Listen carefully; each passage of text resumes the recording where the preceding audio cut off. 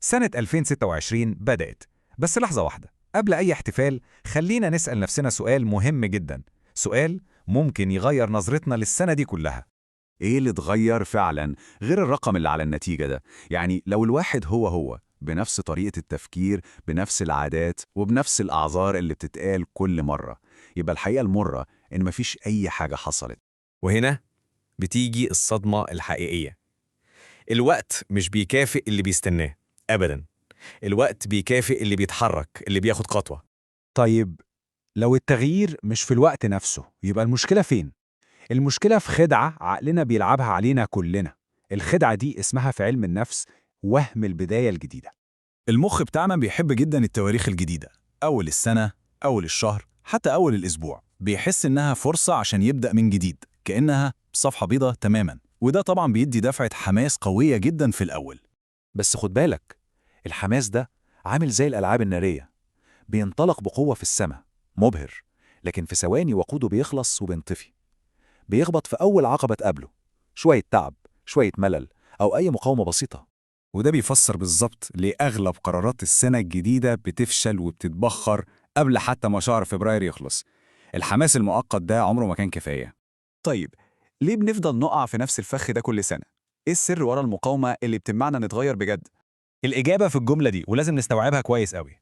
مش الزمن اللي بيغيرنا، لا، اللي بنعمله كل يوم هو اللي بيشكلنا من جديد، هو اللي بيغيرنا فعلا. يعني لو يومك هو طريقة نومك، طريقة استخدامك للموبايل، كل حاجة زي ما هي، يبقى السنة الجديدة دي مجرد رقم جديد على نفس الحياة القديمة بالظبط. وهنا في حقيقة مؤلمة. العمر مش بيتسرق مرة واحدة في كرفة كبيرة، لا، بيتسرق بالتقسيط، حتة حتة، يوم ورا يوم. إزاي؟ عن طريق تأجيل بسيط، لحظة كسل صغيرة، شوية راحة زيادة عن اللزوم، أو انتظار الإحساس المثالي عشان نبدأ. كلها قرارات صغيرة قوي، بس لما بتتراكم بتسرق سنين من عمرنا.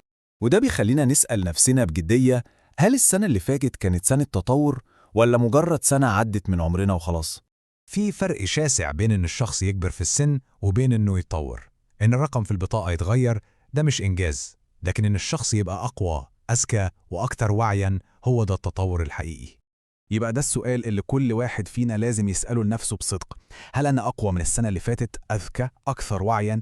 هل في تقدم حقيقي حصل ولا لأ؟